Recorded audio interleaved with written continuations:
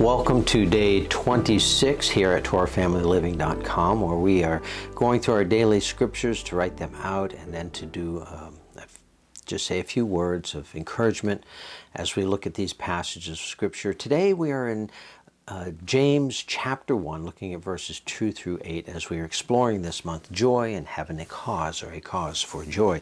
So join me as we look to our brother James and see what he has to say, starting in verse 2. My brothers, count it all joy when you fall into various trials, knowing that the proving of your belief works endurance. And let endurance have a perfect work, so that you be perfect and complete, lacking in naught. And if any of you lack wisdom, let him ask of Elohim, who gives to all generously and without reproach, and it shall be given to him. But he shall ask in belief, not doubting. For he who doubts is like the wave of the sea, driven and tossed by the wind. For that man shall not think that he shall receive whatever from the master. He is a double-minded man, unstable in all his ways. Finding joy, an expectation for joy. When we think of trials, when we think of testing, when we think of proving, the first thing that comes to our mind is joy, right? No, it's probably the last thing. But James says here, count it all joy when you come in these times of testing and various trials, because these trials, these testings are doing what a sculptor does to a piece of stone. He chisels away piece by piece until finally the image that is in that stone is now present, because all that was not supposed to be there is chipped away and driven away and broken off. And that is painful. That is a painful process to go through, to have pieces chipped away. That a lot of times those things that are chipped away, the proving of our faith and our belief, it hurts, because we have some very core foundational beliefs sometimes that are shaken when they're tested. We were raised this way. We believe this truth.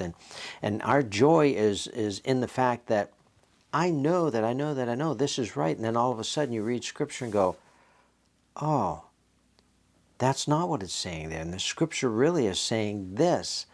And you're now being tested, and you're going through this process in which another piece is chipped away. But as these pieces are chipped away, James is saying here, look, it isn't any fun going through this, but you can count it joy, because knowing that what the Father is doing through you is He's bringing out the trueness of who you are, which is to be in the image of Messiah Yeshua. And when we find ourselves doubting and we find it difficult going through some of these things, we can go to the Father and ask Him to give us wisdom, so that we know that we are doing the right thing. Not our thing, not someone else's things, but we're doing His way and His thing and doing it His way, so that we can be complete, made perfect, come to the rightness of what we're supposed to have. That's being clothed in righteousness and following what He desires for us to do. So as you go through times of trials, as you go through times of even persecution and testing of your beliefs, know that it isn't to bring doubt or to bring confusion in your life. It is being brought into your life so that it will sharpen you, that it will continue to chip away those things that are inhibiting the true beauty of Messiah Yeshua to shine through you, to bring you into perfection as He is into perfection.